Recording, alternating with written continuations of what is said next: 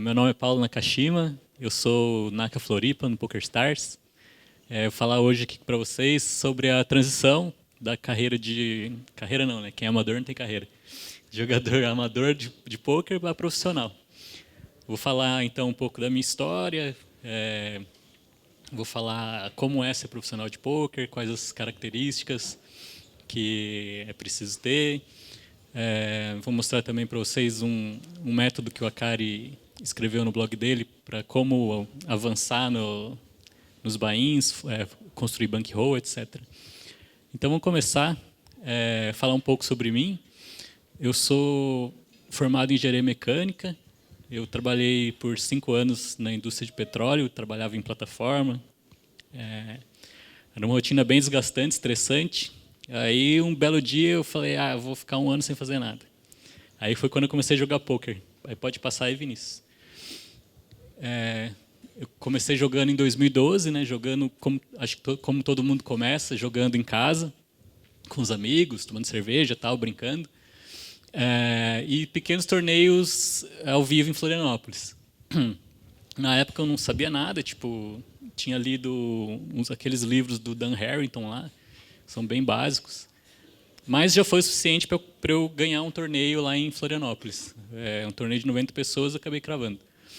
Em julho de 2013, eu resolvi fazer o curso lá do QG, o curso mensal do Akari. Aí, em novembro de 2013, eu fui selecionado para o Akari Team Micro. Naquela época, todo mês eles selecionavam 10 pessoas para passar um mês lá no sítio dele em Cabreúva. Ficava lá junto com o Redão, o Padilha, na época tinha o Culica, o Rafa. Um mês estudando pôquer, 10 pessoas aprendendo e jogando lá para o time micro. Aí, pode passar, Vinícius, por favor? Em fevereiro de 2014, eu entrei no Steel Team, que era o time do Bauer, da Larissa Metran, né, que não existe mais. Aí, em outubro de 2014, eu fiz o vestibular do Akari, passei para o time principal e estou até hoje. Então, vamos falar um pouco sobre o poker como hobby ou como profissão. O que é um profissional? Um profissional de poker é aquele que faz do poker sua fonte de renda exclusiva, certo? Seja jogando, ou dando aula, ou gravando vídeo, sei lá. A única fonte de renda do cara é o poker. Então, esse cara é um profissional de poker. Paga suas contas com o poker, certo? Escolher uma profissão é uma coisa bastante séria, certo? Demanda investimento de tempo e esforço intenso. Ninguém vira médico, engenheiro, advogado da noite para o dia. O cara tem que pensar, tem que ver se é isso que ele gosta e se esforçar, certo? Estudar, investir tempo e esforço nisso daí. Pode passar. Mesmo as profissões que não dependem de diploma, tem um longo caminho a ser percorrido, certo? Tipo, o cara quer, sei lá, ser comerciante. O cara não vai da noite para o dia abrir uma loja e vamos lá e vamos vender. Não, o cara tem que parar, pensar, estudar o mercado, estudar o seu produto, etc, etc. Para se dedicar a uma profissão é preciso ter talento, certo? Se você não tem talento, 2 coisas podem acontecer. Pode passar, por favor? Ou você vai ser um profissional ruim, ou você vai ter que dedicar um esforço extra para compensar essa tua falta de aptidão natural. É preciso ser profissional para ganhar dinheiro com poker? Não. Tipo, você pode ter sua profissão normal e estudar poker nessas horas vagas e jogar nos clubes ou online ou onde você queira e ser um amador lucrativo. Por que amador? Porque você tem sua profissão, certo? O poker é só o teu divertimento. Seria um hobby lucrativo, no caso. Gostar de poker não é motivo para transformar um hobby em profissão. Uns meses atrás veio um jogador de futebol do Atlético Paranaense me procurar para fazer aula. Aí conversamos, tal, o cara, não, porque eu estou cansado do futebol. 18 anos o moleque. tô cansado do futebol e não sei o quê, e eu amo pôquer, e eu vejo aí todo mundo ganha dinheiro com pôquer, não sei o quê. Eu falei, cara, me desculpa a indiscrição, quanto que você ganha? Cara, 20 mil reais. O cara com 18 anos ganha 20 mil reais e quer largar o futebol para jogar pôquer. Eu falei, cara, não é assim, cara. Tipo, gostar de pôquer, beleza, você gosta de ir sexta-noite, juntar a galera, beber e dar risada, não sei o quê, beleza. Outra coisa é você sentar todo dia a bunda na cadeira e ficar 15 horas jogando, olhando para um computador, clicando botão, entendeu? Não é assim. E o cara, não sei o quê, mas eu quero. Cara, quer fazer aula comigo, a gente faz e tal, mas eu não aconselho que você largue o futebol para jogar pôquer. Faz uma transição, então, certo? Faz aula comigo, vê se começa a jogar, vê se dá certo. Aí o cara, não sei, desapareceu. Não sei o que ele fez. Acho que não era isso que ele queria ouvir, mas eu fui sincero com ele, certo? Outra coisa, o desejo de ganhar dinheiro com o jogo também não é razão de se profissionalizar.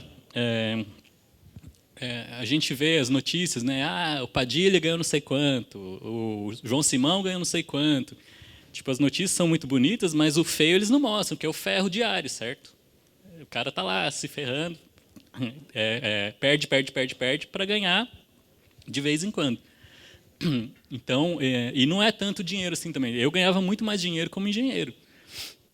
Só que era uma profissão que não me dava prazer. E hoje eu tenho prazer, ganho menos, porém sou mais realizado.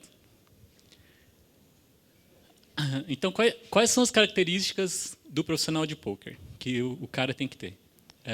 Tem que saber administrar seu capital, certo? O famoso controle de bankroll.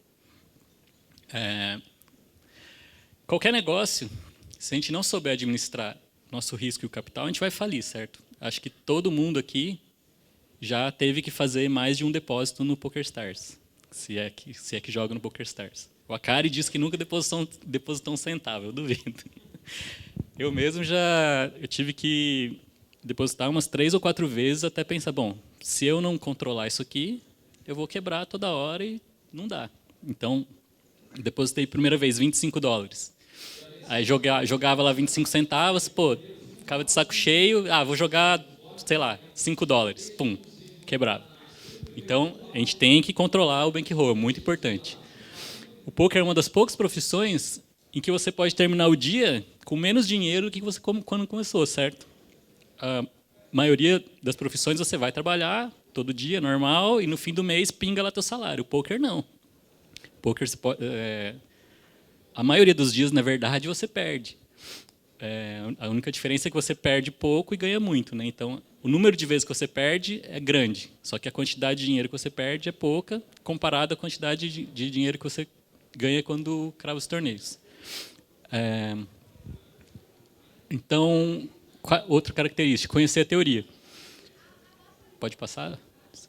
Um profissional ele deve saber as regras do jogo que participa, certo? Aprender a fundo os conceitos básicos e saber aplicá-los. Outro dia eu estava jogando cash no clube lá de Floripa e era Omar.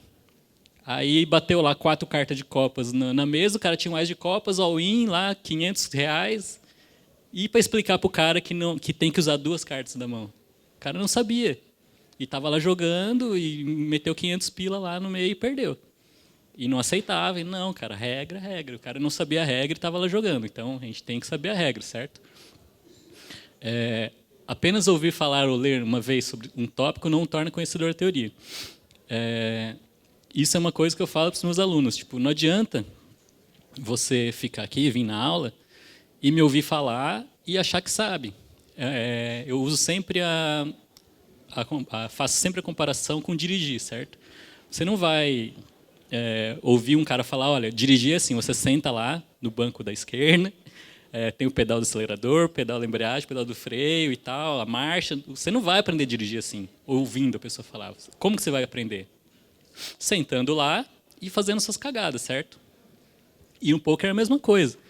Não adianta os caras vão para a aula e acham que vão aprender por osmose. Tipo, eu vou falar, olha, aqui né, nessa situação você joga assim, assim, assim, papapá, por causa disso, disso, disso. Beleza, o cara vai absorver aquilo, mas se ele não praticar, não adianta. Para conhecer o assunto, você tem que estudar, de preferência mais de uma fonte, e tentar aplicar os conceitos na prática. tenta aplicar, volta, relê, tira suas próprias conclusões. Isso é muito importante. Fortalecer o psicológico, outra característica importante. A gente tem que controlar o tilt, certo? Que normalmente acontece quando a gente está perdendo. O cara entra num estado que faz você jogar dominado pelas emoções, que vai fazer com que você faça jogadas ruins. O mesmo vale quando você está ganhando, certo? Quando está tudo dando certo, quando as cartas estão batendo e tal, não sei o quê, você também tem que saber controlar isso. Aconteceu comigo agora no Scoop. Eu passei por dia 2 do torneio, entraram 13 mil pessoas, mais de 13 mil pessoas, sobraram 120 para o segundo dia. Eu tinha lá, eu estava em 70, eu acho, tinha tipo 20 blinds, e estava ali, né, de boinha e tal, de repente, ganhei, fui para segundo, e faltava 50 pessoas.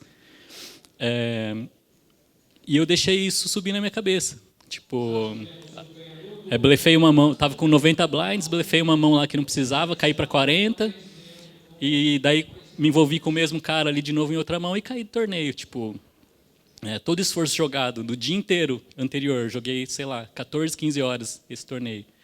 E ali na cara do gol, por ter deixado a emoção tomar conta, joguei fora, certo? Um jogador que domina os aspectos psicológicos do jogo pode ser melhor do que aquele que domina a teoria. Quantas vezes vocês já não jogaram com um cara que não sabe nada, às vezes não sabe nem falar direito, só que o cara tem a manha do negócio, entende? Isso é outro fator. Que mais? Praticar, certo? Óbvio, tipo, não adianta, é o que eu falei antes, não adianta só ficar ouvindo falar e ler, tem que praticar, obviamente. Conhecer e aprender com seus adversários. Fazer anotações, por exemplo, você está jogando online, você vê o cara fazendo uma jogada bizarra, ou, sei lá, jogando uma mão de um jeito que você não esperava. Você tem que fazer anotações, porque as pessoas têm padrões, certo? Então, muito provavelmente, aquele padrão vai se repetir. Então, é muito importante você fazer bastante anotação. Outra coisa, assistir replays com as cartas abertas. No PokerStars, tem replays dos torneios maiores, como Sunday Million, por exemplo, da mesa final do Sunday Million, por exemplo, que as cartas são abertas. Então, você vai lá, vai estar lá, sei lá, o João Simão. E você vai ver como é que ele joga tal mão, em tal situação, contra tal pessoa. Isso é muito importante para você aprender também. Outra coisa é manter registro dos seus jogos, certo? Usando o software de estatística, como Hold'em Manager ou Poker Tracker. Tipo,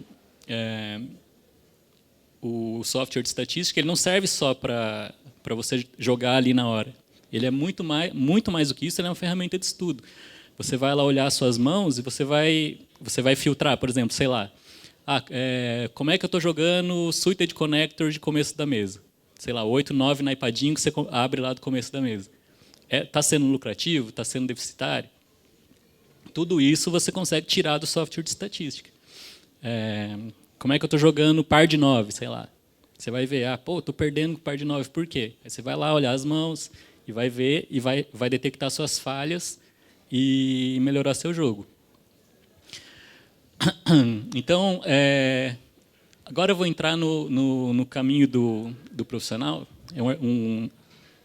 baseado naqueles artigos que o Akari escreveu no blog dele, um artigo de 3 partes, que ele fala o seguinte: tem 2 caminhos para você ser profissional. O primeiro é quando você tem já a segurança financeira. Por exemplo, você tem uma reserva de dinheiro que você consegue se manter por 2 anos, por exemplo, sem precisar trabalhar, entre aspas. Isso é um caminho. Por quê? O poker ele não traz resultados imediatos, certo? Ele é como qualquer... jogar poker é como abrir uma empresa. Você tem os seus recursos que você tem que gerir e não sei quem tem empresa aqui sabe que o resultado não vem de uma hora para outra. Demora, às vezes, 1 ano, 2 anos para você começar a ter retorno. Então, o Akari, no artigo dele, ele diz isso. Tipo, o ideal é você ter uma reserva de 2 anos para que você consiga se manter seguro financeiramente. Todo mundo tem conta para pagar, certo? E ter a mente tranquila e a ausência de pressão financeira são essenciais. Tipo, às vezes você está lá na reta final do torneio, que você sabe que se você passar um blefe, por exemplo, der um all-in no river, vai passar, só que você, puta, mas e se não passar? O que eu faço? Tá, eu tenho conta para pagar. Isso fica na cabeça e acaba te atrapalhando. Então é muito importante você ter uma fonte de renda fixa sem variantes.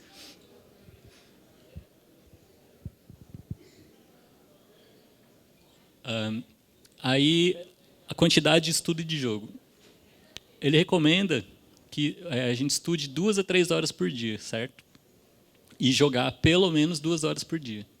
Começando no Sit and Go's free rolls, né? ou Sit and Go de centavos. O free roll é aquele jogo que você paga, que não paga nada, só que tem premiação de dinheiro real. Por que isso é importante? Porque quando você joga dinheiro fictício, é outro jogo, entendeu? Não é a mesma coisa. O torneio, o free roll ele é grátis, mas tudo bem, ele tem uma premiação. Então isso faz com que as pessoas joguem totalmente diferente do dinheiro fictício. E a preocupação principal da pessoa que decidiu, bom, vou ser profissional de pôquer, vou começar a trilhar esse caminho. No início, a preocupação principal tem que ser aplicar o conhecimento adquirido, certo? Estudar e tentar aplicar. Esse período de maturação, digamos assim, seria de 3 meses. Então, quais são as formas de estudar? Tem fóruns na internet, certo? MyZV, que é brasileiro, e o 2+2, que é americano. Qual que é a vantagem dos fóruns? Tem um conteúdo bastante extenso, é organizado por tópicos, produzido por várias pessoas diferentes, é grátis. Só que a desvantagem é que você tem que filtrar, certo? Tem tópico lá que os caras só falam asneira, tal, que não adianta nada. Então você tem que achar os bons tópicos de discussão, filtrar e absorver. Outra forma são as escolas online. Tem, as 2 primeiras são gringas, né? o Deuces Cracked e o Ronnie Jones. E a terceira é brasileira, que é o CT Super Poker, acho que todo mundo conhece. As vantagens, é relativamente barato, certo? Tem também um arquivo bem extenso de vídeos. Mais conteúdo em menos tempo, porque é vídeo, você está ali, não precisa ler, né? Passar pelos tópicos, fácil visualização. A desvantagem é também ter que filtrar, tipo, vai ter vídeos ali que não vai ser interessante para você. Então, essa é uma desvantagem. Outra forma são as aulas particulares, né, o coaching, que é com jogadores profissionais, nem todos dão coaching. Qual que é a vantagem? O conteúdo personalizado é a maneira mais rápida de evolução. Tipo, o coaching, pelo menos o meu método, é analisar os torneios que o jogador joga, mão por mão, e ir direto na ferida, né? Olha, aqui você não pode jogar assim por causa disso, disso, disso. Aqui você deveria ter feito assim por causa disso. Qual que é a desvantagem?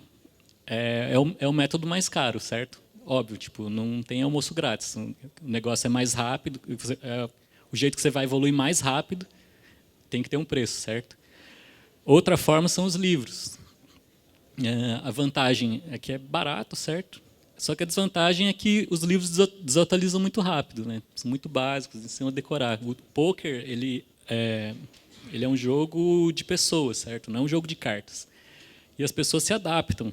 Então, um livro que o cara escreve, sei lá, 2 anos atrás, hoje as pessoas já não jogam mais daquele jeito. O poker é muito rápido. Então, qual que é o caminho que o Akari indica no artigo dele? Começar com $100. Ah, mas eu não tenho $100. Bom, se vira, vai jogar free roll, tenta arrumar $100 para começar. Aí começar jogando Sit and Go de 1,50 de 9 pessoas, certo? Um torneio por vez, concentrado, sabendo o que você está fazendo, e aumentar com o tempo. Jogar uma semana, só uma mesa. A próxima semana, 2 mesas. E assim por diante, por 45 dias. Certo? Você vai jogar de 1.000 a 1.500 torneios.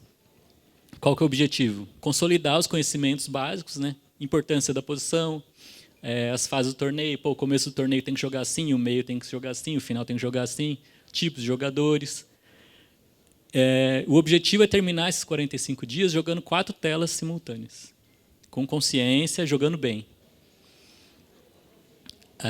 Aí, terminando essa primeira fase, passa para a segunda fase. Mais 45 dias, só que jogando 6 telas dessa vez. Continuando no 1,50, 9 jogadores. Qual que é o objetivo? Fazer 800 jogos. Note que o número de jogos diminuiu. Por quê? Porque você tá aumentando as telas, a tua concentração vai ter que aumentar, certo? Aí, beleza. Agora eu estou jogando 6 telas conscientemente, jogando bem, não estou perdendo dinheiro. Mais 30 dias de estudo de MTT agora. Você vai continuar jogando as suas 6 telas de 1,50, só que agora você vai começar a estudar MTT. O que é MTT? É o Multi-Table Tournament, que é torneio de várias mesas, certo? Que é totalmente diferente do Sit and Go. Estratégia de stack, ação pré-flop, dinâmica de stack, range, etc. Tudo isso você vai estudar enquanto você continua jogando seu Sit and Go ali de 9 pessoas. Qual que é o objetivo nesses 30 dias? Arrumar $180. O ideal seria terminar com $300, mas o objetivo é $180. Passando essa fase, entra a próxima fase. 60 dias, agora você vai diminuir o número de telas, só que você vai aumentar o buy-in. Você vai passar de 1,50 para 3,50. Pô, mas não faz diferença? Faz diferença. As pessoas que jogam 1,50 são piores do que as pessoas que jogam 3,50. Qual que é o objetivo dessa nova fase? Conseguir uma média de lucro de $10 por dia. Certo? Ou seja, em 60 dias que você vai jogar isso, você vai conseguir $600. Passando essa fase, mais 45 dias de 3,50, só que agora 45 torneios por dia. Se você vai jogar 4 telas, ou 6 telas, ou 10 telas, é contigo. Mas a meta é essa, 45 torneios por dia. Só que com uma diferença. A cada $10 que você conseguir de lucro, você vai abrir 4 torneios de 2,50, 180 players. Esse Sit and Go de 2,50, 180 players é o que mais se aproxima dos torneios dos MTTs. Por quê? Porque são várias mesas, apesar da estrutura ser um pouco pior, porque começa com 1.500 fichas só. É o Sit and Go que mais se aproxima de MTT, são esses. Então, com isso, você vai começar a aplicar aqueles 30 dias de estudo na mesa, certo? Qual que é o objetivo desses últimos 45 dias, vamos dizer assim? É arrumar $1.500. E com $1.500, você está apto a jogar os MTTs. Óbvio, como falei antes, controlando o bankroll, certo? Nunca jogar mais do que 100 vezes o que você tem. Por exemplo, se eu tenho $1.500, eu vou jogar torneios de até $15, certo? Então é isso, pessoal. Eu queria abrir agora para dúvidas. Aí estão os links das mídias sociais, quem quiser seguir, curtir. E vou abrir agora para dúvidas, perguntas que vocês tenham sobre como é a vida de jogador, o que vocês quiserem perguntar, está aberto.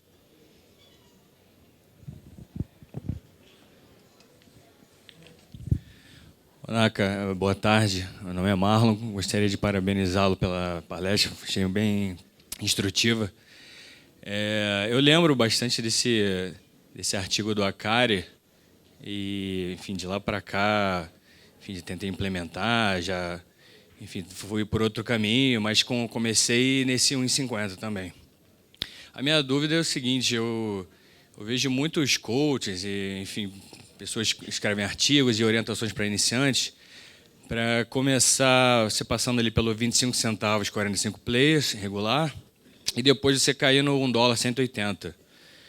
Que eu vejo que tem uma... Falam muito que te dá uma base para MTT regular, porque tem um blind mais demorado, uma estrutura mais lenta. Só que a minha percepção desse sit apesar de ser, enfim, orientado e indicado para muitos iniciantes, que eu vejo que ele tem um stack inicial reduzido de sit, uma estrutura de blind de 15 minutos, bem lenta, e eu vejo que tem muitos jogadores com conhecimento básico bom, de bom a médio, claro, tem uns donkeys perdidos no field ali, mas eu acho que esse sit fica um gargalo muito grande para início de carreira de jogadores, que vê ali o prize de primeiro lugar de $50, né, chamativo para um investimento de 1. Só que ele tem uma duração razoável, também você não consegue imprimir tanto volume, ele dura em média 4 horas. Aí a minha dúvida, o que eu gostaria da sua opinião, é se esse sit pode ser de fato cambiado pelo 2,50, 180, quando tiver um bank maior, ou outro caminho, talvez 45 plays, $1, porque eu vejo muitos jogadores travados por meses nesse 180, com uma variância que não consegue, enfim, estabilizar ali, matar o field. E eu gostaria da sua opinião sobre esse sit aí, que eu vejo que é um gargalo para muitos jogadores. Tipo, o próprio Akari, ele fala no artigo dele que é um dos caminhos, certo? Tem vários caminhos, você pode escolher o que ele fala. Por que ele indica o do 250? Porque o 250 é turbo. É mais rápido, enche mais rápido, você consegue volumar mais. Qual que é a desvantagem do turbo? A desvantagem do turbo é que a variância é maior. Não sei se você estava aqui na palestra do Bueno. No torneio turbo, se você compara o mesmo jogador, torneio regular, torneio turbo, você vai ver que o retorno sobre investimento do torneio turbo dele é menor do que o torneio regular. O meu, por exemplo, de torneio regular é 60%, torneio turbo é menos 5%, sabe? Tipo, eu sou ruim pra caramba em turbo. Não gosto. Aí vai de cada um. Se você tem tempo para jogar, óbvio, eu prefiro que jogue o de $1, 180 players. Demora mais para encher, você vai conseguir jogar menos torneios por dia. Porém, a variância, não vou dizer com certeza, mas muito provavelmente vai ser menor do que um torneio turbo. Porque o torneio turbo chega uma hora que é all-in, certo? All-in, all-in, all-in, aí você fica na mão do baralho. E no torneio regular, você tem espaço para pôr habilidade em jogo. Eu não sei, você acha que tem muito jogador bom jogando $1? Jogador com conhecimento assim, no mesmo nível, entendeu? E consegue desenvolver muito jogo ali e fica trocando dinheiro ali, ó. Eu não sei. Não sei dizer porque eu não jogo, mas talvez esteja faltando um estudo a mais, um esforço a mais. Porque quando você vê que tá empacado, é que alguma coisa está errada, certo? Ou você tem que se esforçar mais, ou, não sei, descer de nível. O normal é quando a pessoa estuda o suficiente e ir para frente. Não é sorte, não é nada. É simplesmente esforço e volume. E é isso.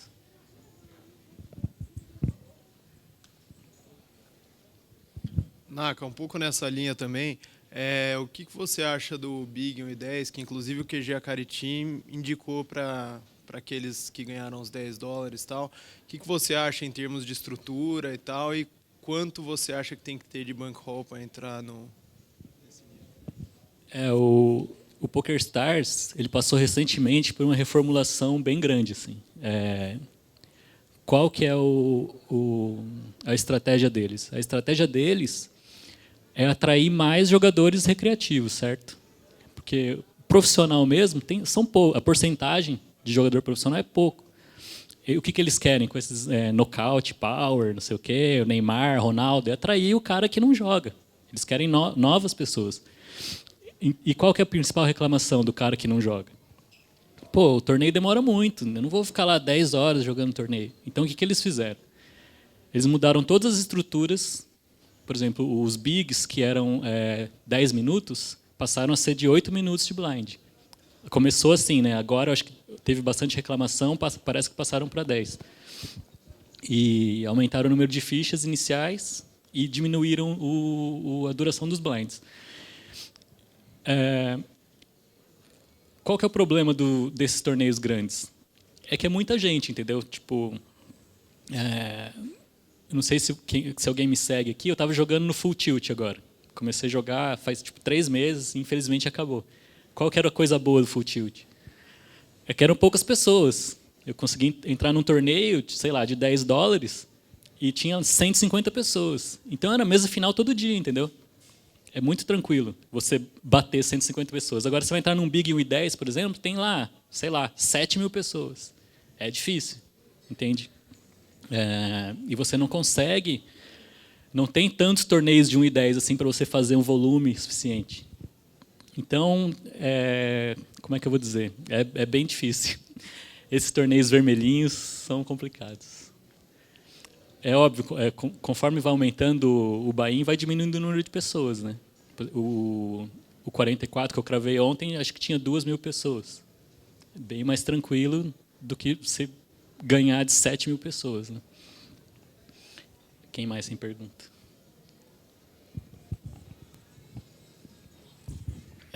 Uma pergunta sobre a translação do poker do amador para o profissional, que você falou que saiu da engenharia e tal, para ficar 1 ano parado, é a seguinte, que nem você falou do jogador de futebol, pergunto que queria virar jogador profissional. Você falou que a rotina do jogador é 14, 15 horas jogando poker.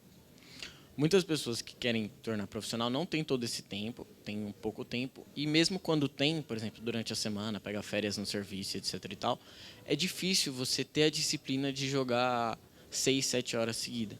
Você tem alguma dica, alguma coisa para manter o foco, jogar bastante tempo ali, tipo 8 horas de jogo constante e superar o tilt, que é uma coisa bem difícil?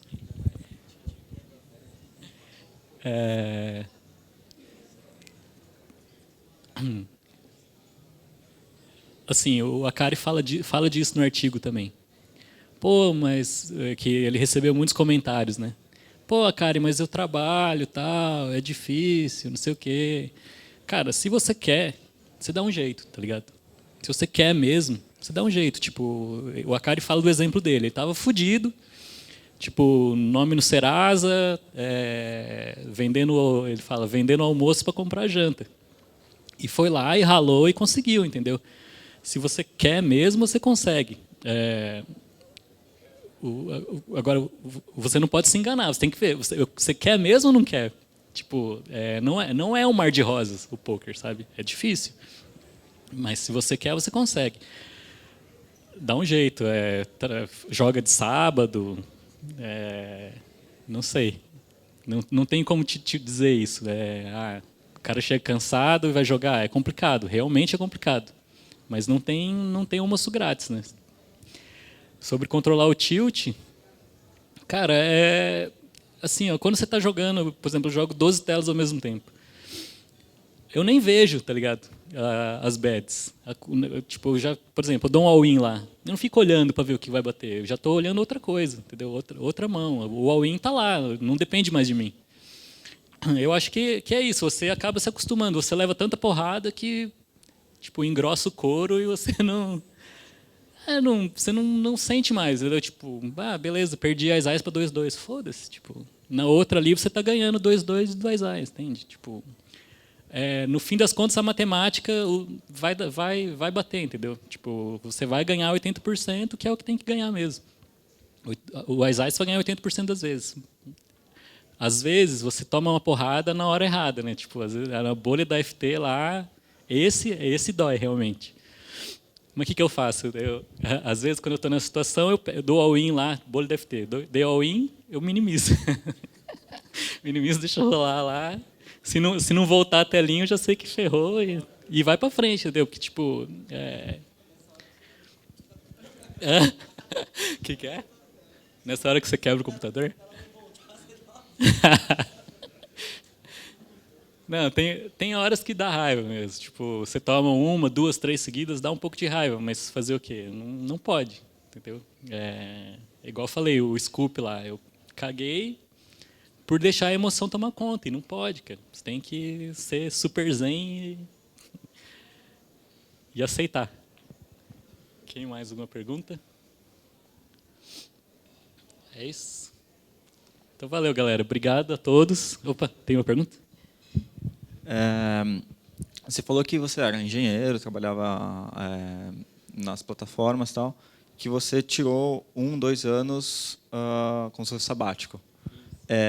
Você tirou esses 2 anos, 1 ano, para o poker? Você já sabia disso antes de tirar isso, ou foi uma ideia que surgiu nesse período? E uma outra pergunta é como é que foi a aceitação da família, dos amigos, de todo mundo pensar, pô, você tem um salário, você falou que você ganhava mais como mecânico do que como jogador de pôquer.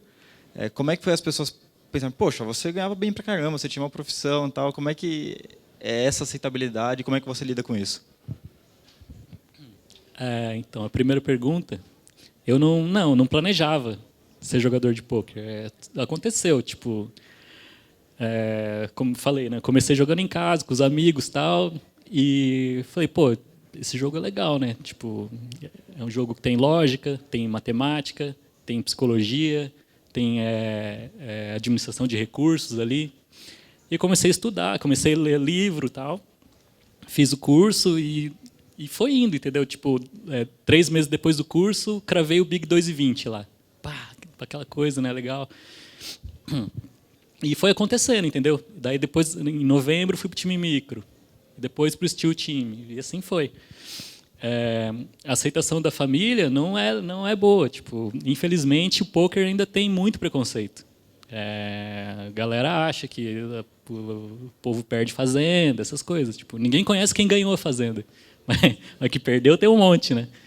Então, mas fazer o quê?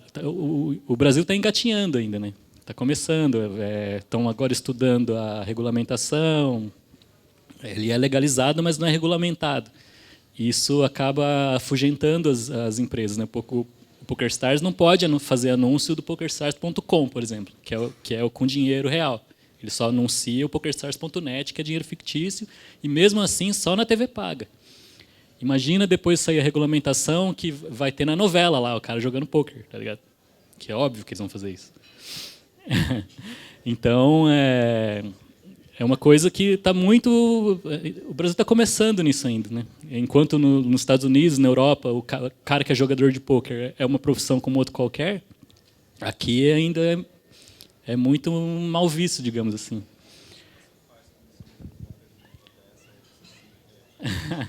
Depende da pessoa. Se é muito ignorante, eu simplesmente falo, fazer o quê? Sou vagabundo mesmo. Agora, se é uma pessoa que eu consigo argumentar, eu vou falar, não, cara, não é assim. Entende? Alguém tem mais pergunta? Bom, né, hoje a gente vê também no Face, que a gente acompanha vocês em tudo quanto é lugar, e está abrindo muitas vagas para times, né?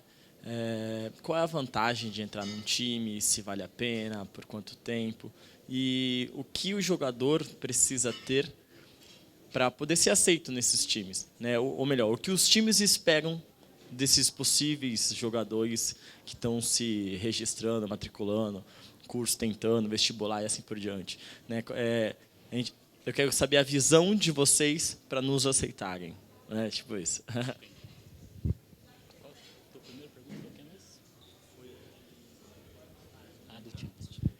Então, sobre a vantagem de jogar num time, é a seguinte. Quando você entra num time, você recebe esse bankroll aqui que a cara ensinou mais ou menos um caminho para você conseguir, esses R$1.500.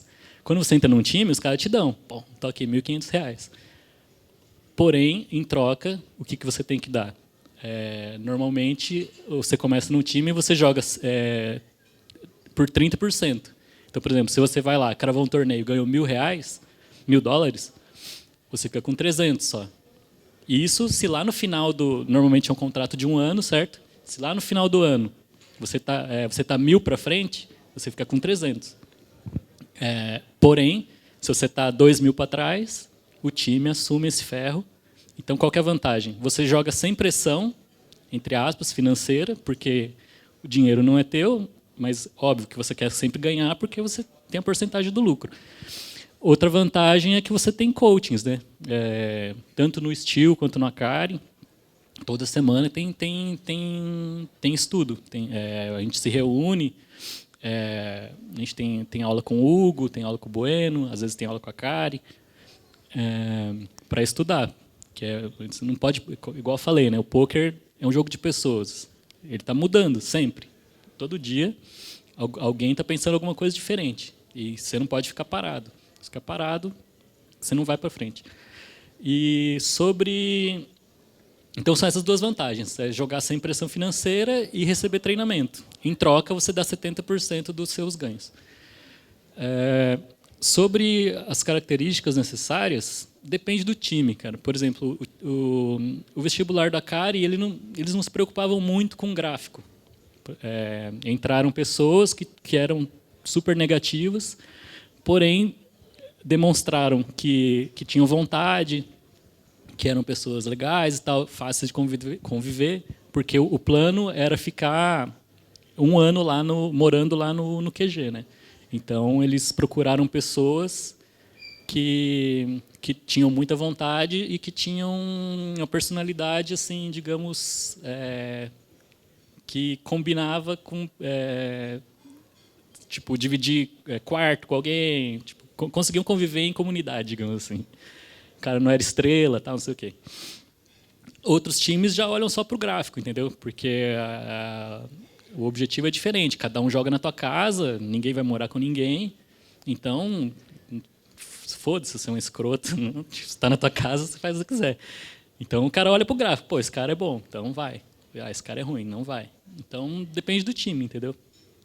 No caso do Akari foi assim. Provavelmente vai ter vestibular agora de novo, só que agora já não tem mais esse negócio não tem mais o sítio lá. Então, provavelmente, eles vão olhar mais para gráfico. Não sei, né? Teria que perguntar para ele. Mas a minha experiência foi essa. No Steel, por exemplo, para entrar no Steel, eles tinham um acordo, né? O Akari e o Bauer, que era todas as pessoas do time micro, eles indicavam os melhores para o Steel. Então, naquela época, todo mês tinha 10 pessoas do time micro, e daí eles indicavam quantos fossem, podia ser até os 10 para o Steel. Mais alguém tem alguma pergunta? Gostaria de saber como que é a rotina de um jogador profissional. Quantas horas por dia de estudo? Se tem algum dia que ele descansa ou se joga todo dia? Então, é bem importante você jogar sempre quando você está descansado e que está com vontade de jogar. Não adianta você acordar, tipo, virou a noite na balada, sei lá, acorda para jogar. Vai ser um dia perdido. Então, tem que ter uma rotina assim de exercício físico, porque não é fácil. Você pode achar que é fácil ficar sentado 15 horas ali, mas não é. Tipo, tem que ter uma atividade física, até também para você descontar as bads, né, em alguma coisa. Tem que ter uma alimentação boa, tem que dormir bem. Joga todo dia? Não jogo todo dia. Como é que eu faço? No meu caso, né? Eu não tenho dia, assim. Às vezes eu jogo sábado, às vezes eu jogo sexta, às vezes eu folgo sexta, sábado.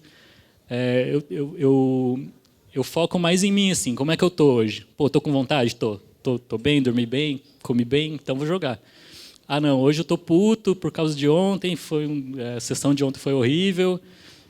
Então não vou jogar, entendeu? Vou fazer alguma coisa, vai no cinema, faz outras coisas.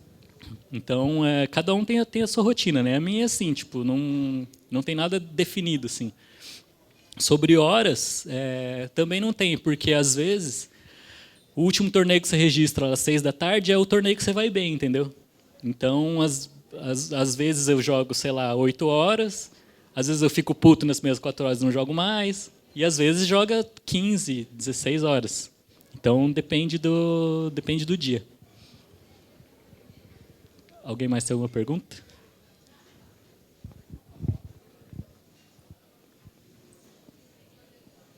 Boa tarde. Eu cheguei um pouquinho, não sei se você chegou a comentar, qual foi a maior dificuldade que você enfrentou no começo do aprendizado do poker, assim, relativo a tanto mesas quanto técnica também? Qual foi a maior dificuldade que você enfrentou? Então, a maior dificuldade no começo são duas, na minha opinião. A primeira é o controle de bankroll.